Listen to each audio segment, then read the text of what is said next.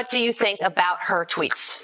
This is the left 101. When it doesn't go my way, it's racist, and any black man or woman involved in the process who didn't agree with them, obviously they're irrelevant. So that was the diss. Just go wah.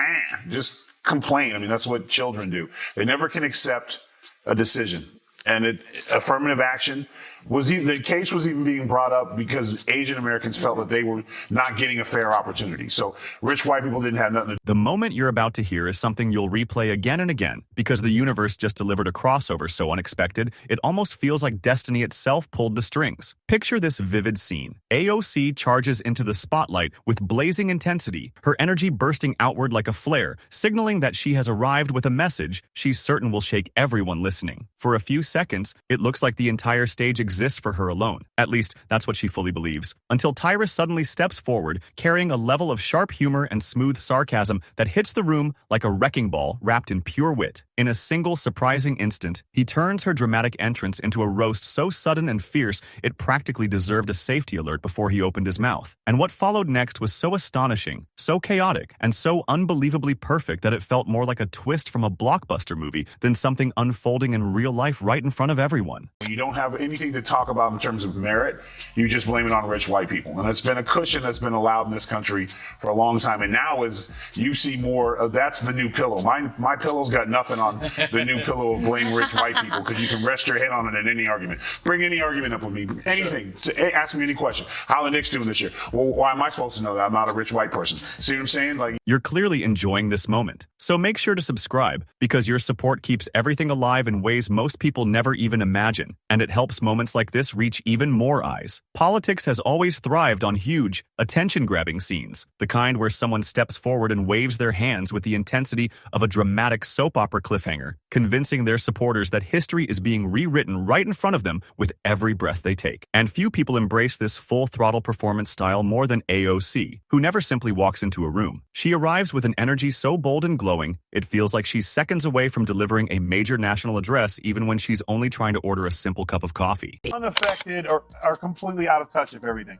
This is a big country. Some people, regardless of high inflation, are still gonna fly to go. It has nothing to do with lower class Americans who are struggling to pay bills or people just make their decisions. It's just, they're so out of touch. And they worry about other things, the wrong things like pardons and perceptions and how they're looked at. Instead of like just shutting up, step out of your little bubble, maybe close the safe spaces, walk out on this crunchy green stuff called grass and get involved in the world and see that every sentence AOC speaks comes wrapped in pure urgency, delivered with the dramatic force of someone warning the whole planet that disaster could strike at any second. But this time, she stepped right into a moment she simply couldn't control because the spotlight refused to stay on her. It shifted instantly to the true surprise of the night, Tyrus. Yes, Tyrus, the man who can cut through heavy political tension with nothing more than a single raised eyebrow, launching punchlines that land with the impact of a powerful blow and leave the entire room stunned, breathless, and unsure whether to laugh or gasp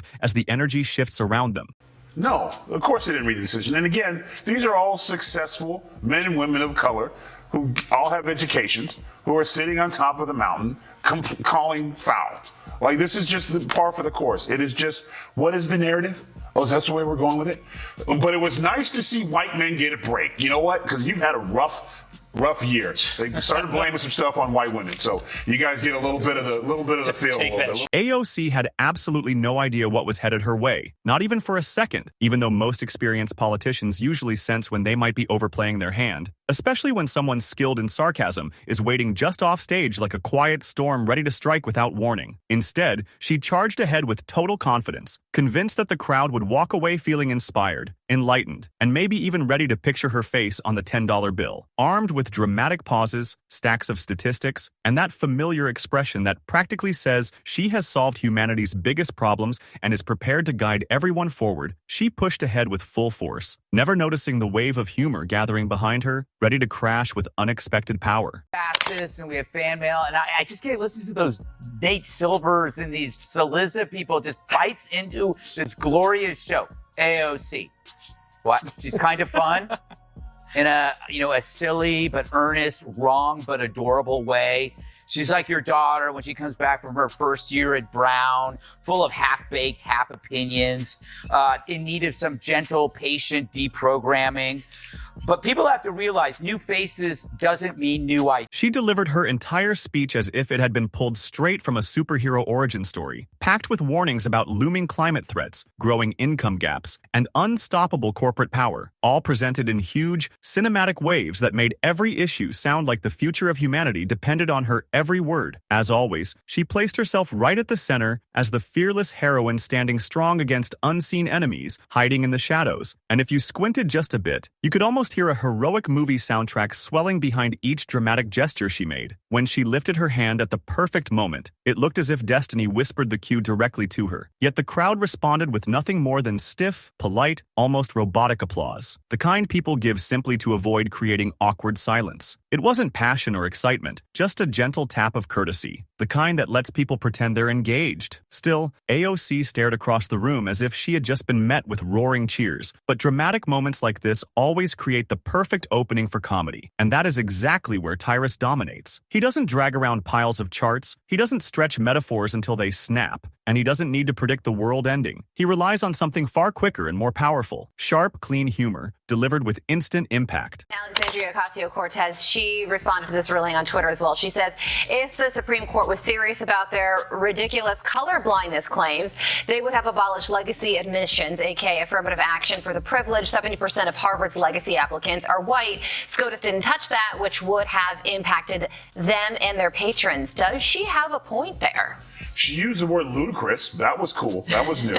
But again, it's the same argument. No matter what you're doing, that it's all white people's fault, and it's just such a great talking point, to the point where it's just literally, if it was a dying horse, would say, please. While AOC stacked paragraph after paragraph like she was building a towering structure destined to tip over from its own weight, Tyrus relaxed with the calm confidence of someone preparing to knock down a Jenga tower using one perfectly timed, sarcastic tap. But before that moment arrived, it's important to notice just how intensely AOC tried to seize control of the entire room. She leaned toward the microphone as if it were her closest partner, pacing across the stage with that overly serious stride politicians love, delivering every pause like she was auditioning for a flawless TED Talk she had practiced for months. And each time she stopped and waited for a huge reaction, the crowd instead responded with those awkward, hesitant claps. The kind that quietly say, "We're not sure if you're done talking, but here's something so this doesn't get weird." You know the look, a mix of sympathy and half amusement, almost like watching a friend nervously attempt karaoke while everyone smiles politely to avoid embarrassing them. The reality is, the more AOC poured intensity into her performance,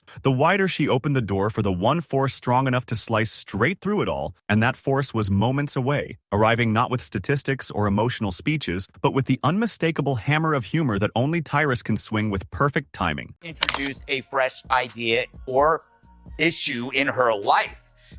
The reason why she gets along with Bernie is because she's like an 80-year-old leftist in a used bookstore. I mean, she may look fresh, but she's as stale as an abandoned futon on the street. It's like, I listen to her, I go, I heard that at Berkeley in 1983.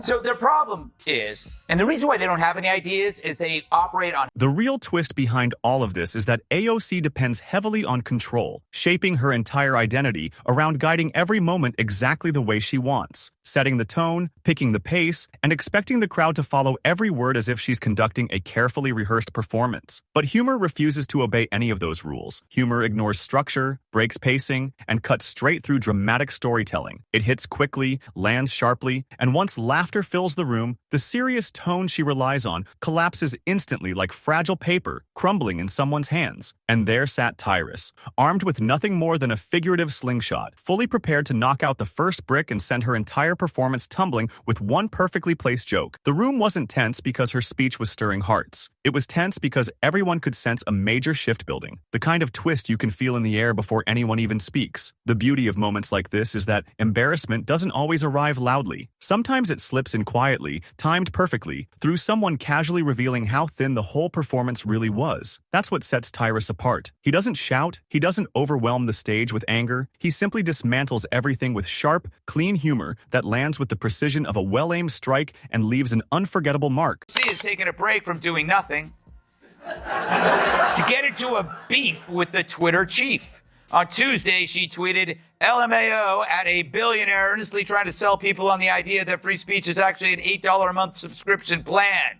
That's a reference to Musk's plan to charge people $8 a month for verified blue checkmark status.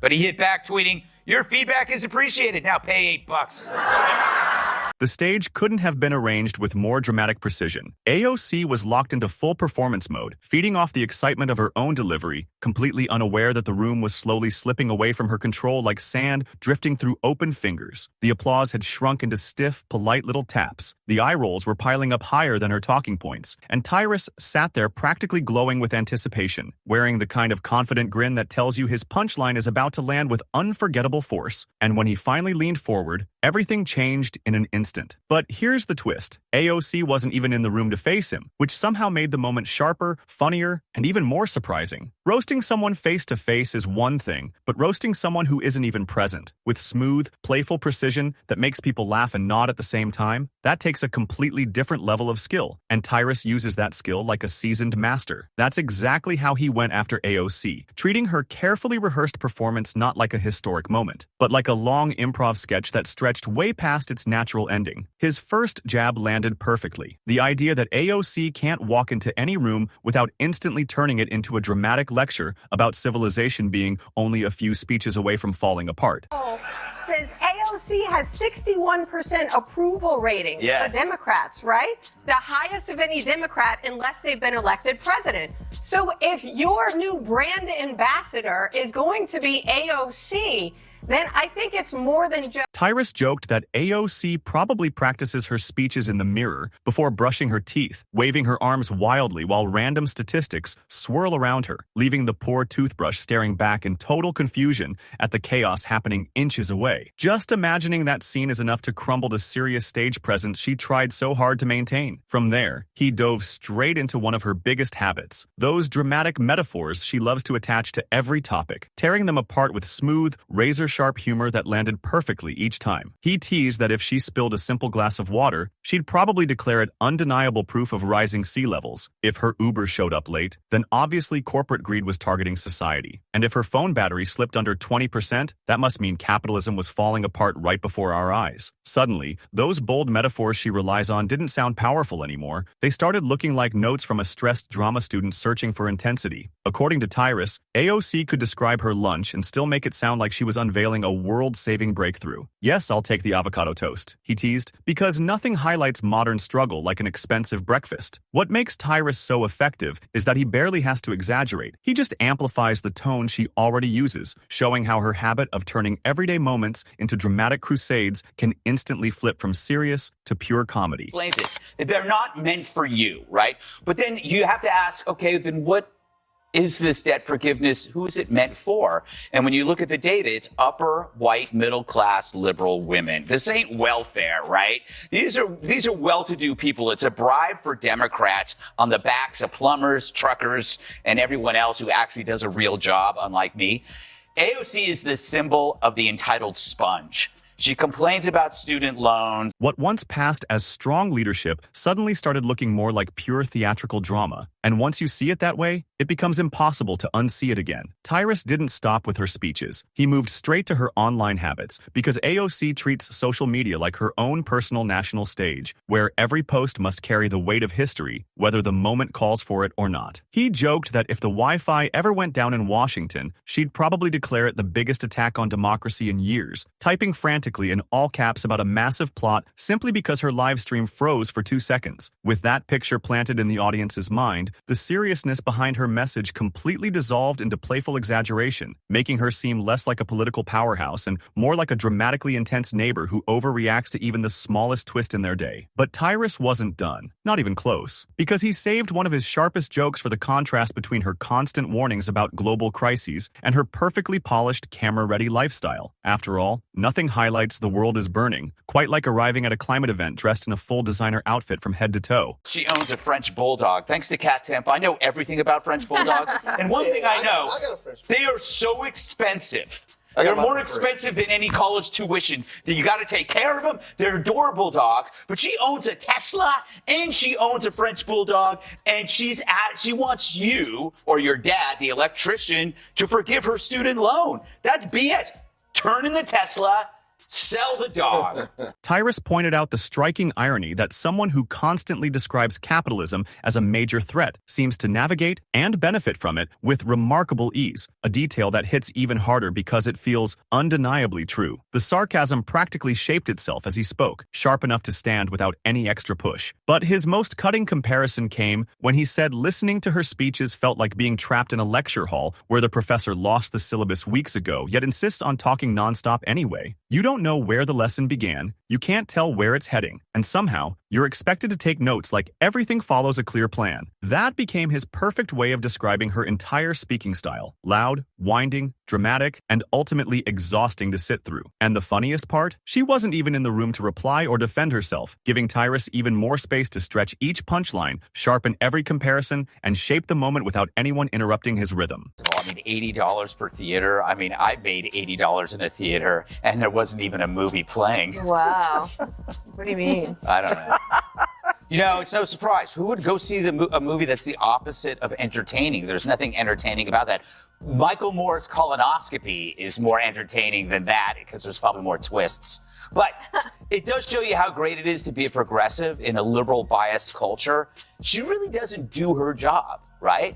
She makes movies, she goes to galas, she sits for glossy butt-kissing interviews in GQ. And by the time Tyrus wrapped up his entire takedown, the polished image of AOC as an unshakable force had completely unraveled into something much closer to a running joke, one that somehow becomes even funnier each time the moment replays in your mind. Every dramatic gesture she used, every oversized metaphor, every intense warning about the world collapsing, everything she leaned on so heavily suddenly transformed into perfect material for nonstop humor. The real sting didn't come from shouting or confrontation. It came from something far quieter, yet far more powerful: the shift in how the audience saw her. What once looked like strong confidence and carefully shaped leadership suddenly appeared more like a staged performance trying desperately to look meaningful. And once people viewed her through that new lens, there was absolutely no turning back. The change was immediate, unmistakable, and the impact echoed across the room with force that was impossible to ignore, leaving her entire presentation feeling completely exposed and unexpectedly fragile.